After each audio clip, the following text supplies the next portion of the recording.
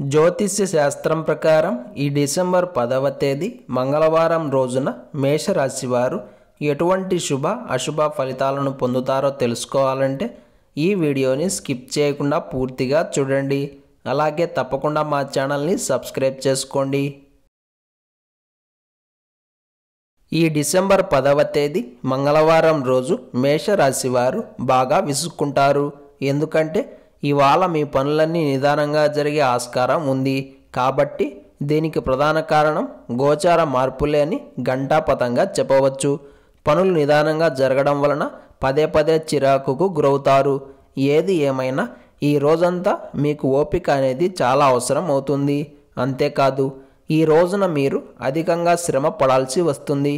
ఎంత కష్టపడినప్పటికీ పనులు మాత్రం సమయానికి పూర్తి కావు.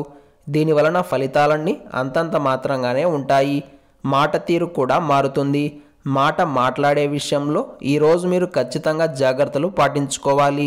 లేకుంటే చాలా ఇబ్బందులు పడతారు. మీరంటే గిట్టని వారు మీపై పన్నాగం పన్నడం వలన మీరు చేసే పనులను అలాగే మీ మాటలను వాళ్ళు బాగా వక్రీకరిస్తారు. మీకు చెడ్డ పేరు తీసుకురావాలి అని చూస్తారు. అందుకే మీరు చాలా జాగ్రత్తగా ఉండాలి. లౌక్యంతో మాట్లాడాలి. తెలివిగా వ్యవహరించాలి. అంతేకాదు ఎవరికి ఎక్కడ ఏ విధంగా సమాధానం చెప్పాలి అన్న దానిపై క్లారిటీ కూడా ఉండాలి. ఒకవేళ ఎవరైనా మీ పట్ల దూషణ చేసినట్టు మాట్లాడినా కూడా వాటిని మనస్సుకు తీసుకోకండి. ఎవరి పాపాన వాళ్ళే పోతారులే అని వదిలేయండి. మొత్తం మీద ఈ రోజంతా మేషరాశి వారు కొంచెం జాగ్రత్తగా వ్యవహరించాల్సి ఉంటుంది. ఈ మంగళవారం రోజు మేషరాశి వారు బంగారం రంగు దుస్తులను ధరించకండి. శివకవచ స్తోత్రాన్ని పారాయణం చేయండి. ఈ మంగళవారం రోజున ఉన్నటువంటి దివ్యమైన తిథి దశమి. నక్షత్రం ఉత్తరాభాద్ర నక్షత్రం. రాహుకాలం మధ్యాహ్నం 3 గంటల నుండి 4 గంటల 30 నిమిషాల వరకు. యమగండం ఉదయం 9 గంటల నుండి 10 గంటల 30 నిమిషాల వరకు. అలాగే ఈ రోజు యొక్క శుభ సమయాలు మధ్యాహ్నం 12 గంటల 50 నిమిషాల నుండి 1 గంట 35 నిమిషాల వరకు. అదేవిధంగా సూర్యోదయం ఉదయం 6 గంటల 20 నిమిషాలకు. సూర్యాస్తమయం సాయంత్రం 5 గంటల 47 నిమిషాలకు.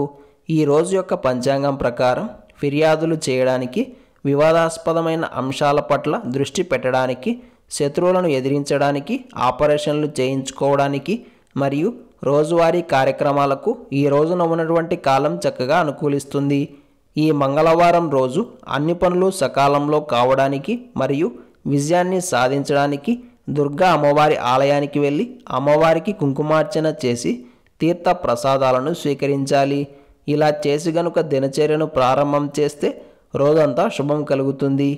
ఈ మంగళవారం రోజు కూడా ప్రతి ఒక్కరూ ఓం సీతారామాయ నమః అనే మంత్రాన్ని పదే పదే జపిస్తూ ఉండాలి.